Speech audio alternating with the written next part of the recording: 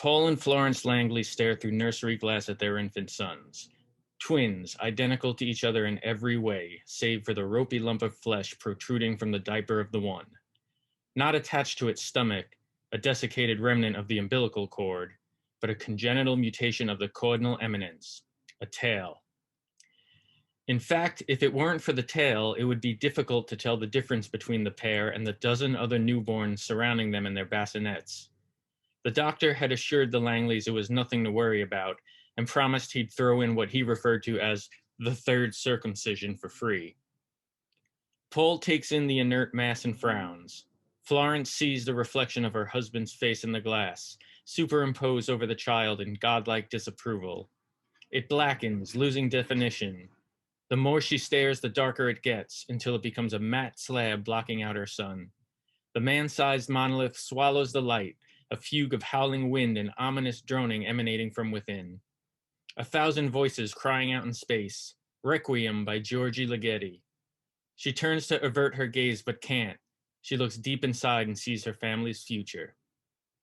The twins, now toddlers, play in a sandbox. Paul walks over, plants a plastic rocket on the sand between them. He sits on a bench next to Florence and watches the twins fight over the toy. His wife turns to him, ready to reprimand, but is greeted by the sight of the monolith. The wind picks up, whipping sand and hair, and the horrible droning begins. She bites her tongue and turns her attention back to the children. The monolith's fury has subsided. Later that evening, or is it a week or a month, Florence busies herself around the kitchen preparing supper. The man-sized monolith stands at the head of the table, its droning dialed down to a mere susurration. The boys avoid looking directly at the imposing slab. A radio on the counter plays the opening fanfare of Also Sprach Zarathustra by Richard Strauss. Twin number 2 considers the spoon in his hand. He looks back and forth between the utensil and his brother, an idea forming in his primitive brain. The monolith's droning increases, low end filling the room. As the music on the radio reaches a crescendo, twin number 2 rears back and smacks twin number 1 in the back of the head with a spoon. Da dun, da da dun, dun da da dun.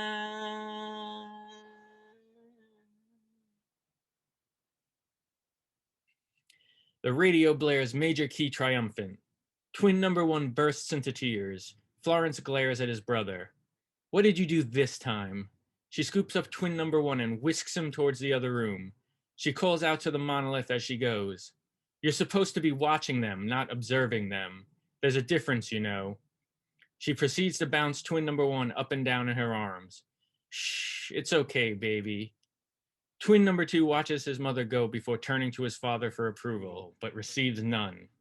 Just the howling expanse of nothingness within the monolith. The child bangs the spoon on the table a few times to amuse himself before launching it into the air. The Florence in the hospital nursery watches the spoon flip end over end in slow motion.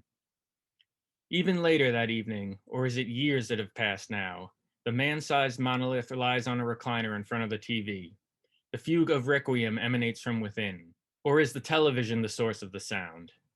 We see the monolith for what it really is, Paul Langley, passed out drunk on the recliner, watching 2001, A Space Odyssey. Requiem blares from the device's single speaker. The twins, now preteens, sneak up behind the recliner to watch the movie, careful not to wake their father. The monolith on the screen stares out at them from the foot of Bowman's bed. Within its darkness floats Florence's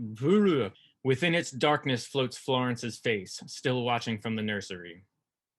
Florence doesn't understand what she sees, but keeps watching. The setting changes to an old motel room.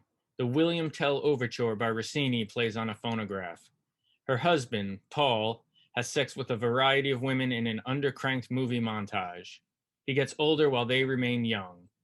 A red spacesuit lies draped over a chair in the corner, like hastily discarded clothes. One of the women, a girl next door type, looks eerily like a younger version of his neighbor, Mrs. Blackford. Another abrupt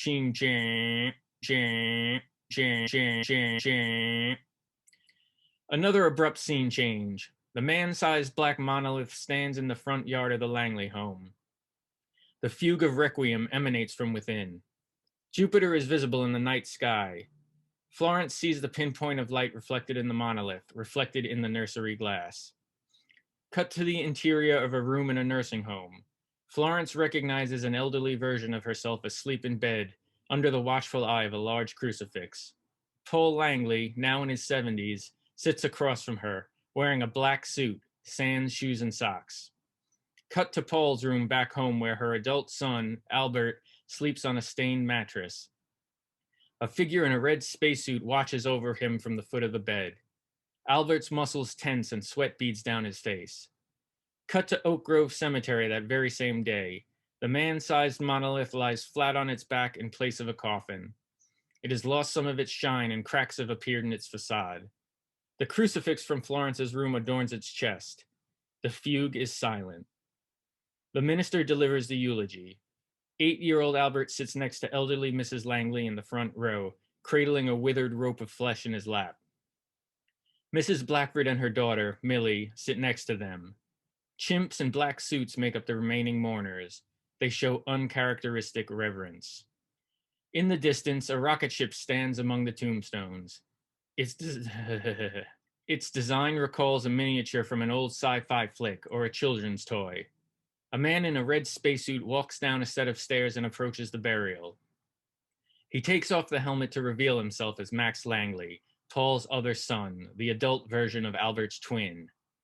Millie sees Max and runs towards him, black dress flowing behind her. She leaps into his arms and they share a warm embrace while young Albert looks on. He grips the rope of flesh tight in his tiny hand. This is intercut with brief flashes of young Albert, bent over his mother's knee, flinching as she brings the ropey length of his umbilical cord down across his bare buttocks again and again. The vision ends, leaving Florence staring at her own reflection in the glass of the nursery. The monolith has morphed back into Paul, who turns and walks away without a word. Both children spontaneously burst into tears.